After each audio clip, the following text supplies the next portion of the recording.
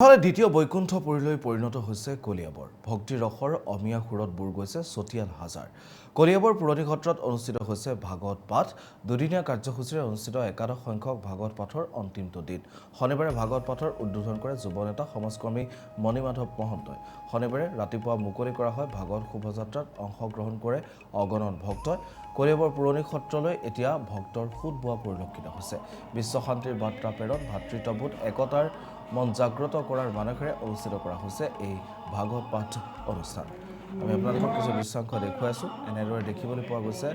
যে ভাগৱত পাঠত এতিয়া অংশগ্ৰহণ কৰিছে যথেষ্ট সংখ্যক লোকে আৰু এক প্ৰকাৰ বিশ্ব শান্তি ভাতৃত্ববোধৰ যি নীতি সেই নীতি সৰগত কৰি এইসকল লোকে এতিয়া মহা ভাগৱত পাঠৰ শ্ৰৱণ কীৰ্তনৰ এই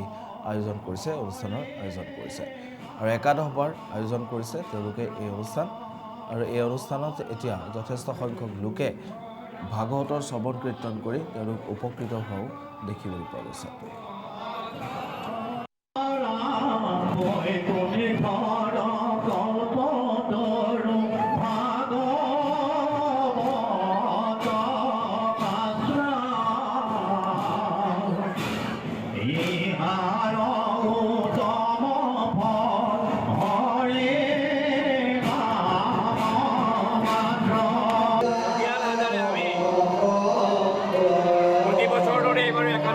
ভাগৱত পাঠৰ আয়োজন কৰিছে